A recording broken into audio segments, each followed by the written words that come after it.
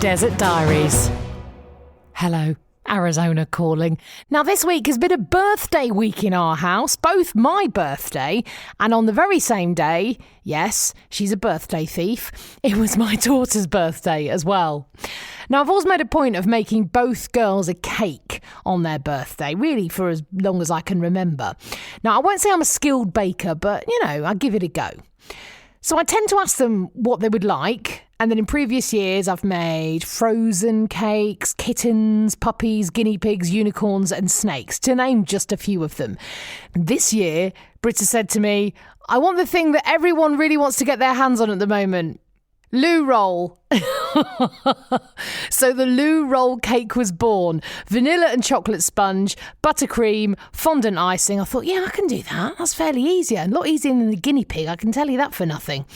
Now, of course, I didn't factor in lockdown really in this plan, and the fact that everybody is suddenly whipping up bread and cakes like they're starring in Bake Off. So could I find flour? Could I? Heck. Luckily, 2 days before her birthday, Dave got his mitts on a big bag of plain. And yes, the cake was back on. So then the day before her birthday, baking day, as I had slated it in my diary, I wake up at 3 a.m, literally bolt upright in the middle of the night. I suddenly thought, bloomin' heck, fondant icing.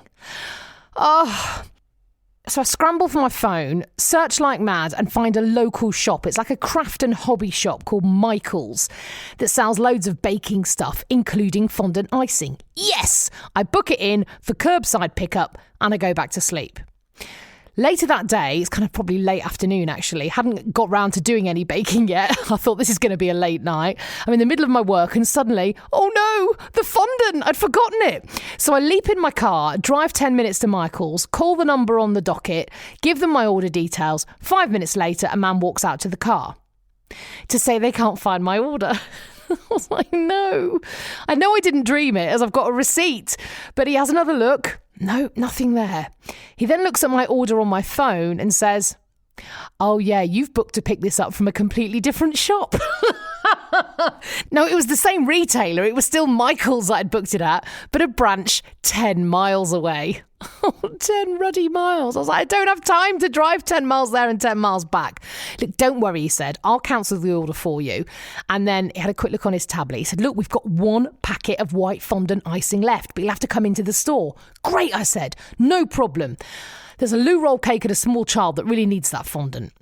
So I hop out the car, into the store, grab the fondant, stand 6 feet apart from all the other people in the very, very long queue. And at this point, I realise I've got my slippers on. Of course, the exact moment that I notice is the exact moment it seems that everyone else in the shop also notices. It's like that childhood dream. I don't know if you had it when you were a kid, but I always had the dream of rocking up at school with my nightie on. And yes, it kind of happened to me in real life this week. I'm standing in broad daylight in a very slow-moving queue in a very busy shop with bright red slippers on with a big bow on the front.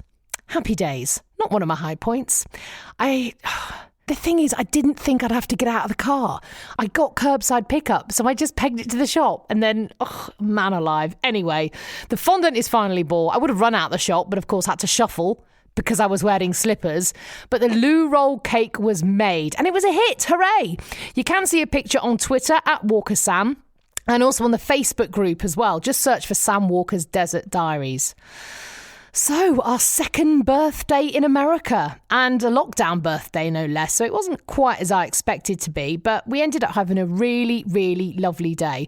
I spent a total of about 4 hours chatting to family and friends on video calls, ate lots of nice food, and then in the evening, we went out for dinner. Yeah, out, I know. Now, the governor of Arizona, Doug Ducey, has slowly started to open the state back up for business. Nail bars and hair salons opened up last week, and this week some bars and restaurants opened as well. Now, we had planned to get birthday takeaway at a local joint, but when I went online to look at the menu, there was a big banner saying, we're open, we'd love to see you, please come in, we have lots of measures in place for your safety. Now, I'd be lying if I said I didn't feel a bit strange, but I did feel safe, if I'm honest, out at that restaurant. And I think if I'd got there and hadn't felt safe, I would have come home. But all the staff had masks and gloves on. All the tables had signs on saying they'd be sanitised, and the whole seating had been rearranged with half the regular numbers of tables, so the neighbouring table was well over 6 feet away. The menus, much more limited than normal, were all just printed on kind of regular A4 paper, so were thrown away really as soon as we'd finished with them. Every single dish had a tick box next to it, so you could just choose it or point at it and hand it over.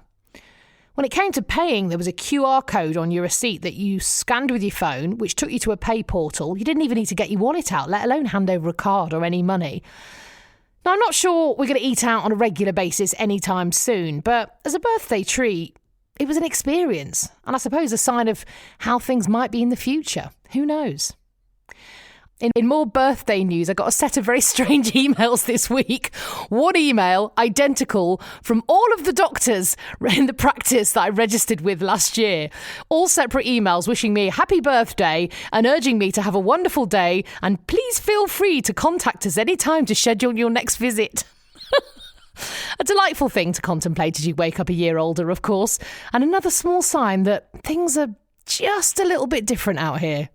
In other news, the house hunt continues. More on that next week. Meow.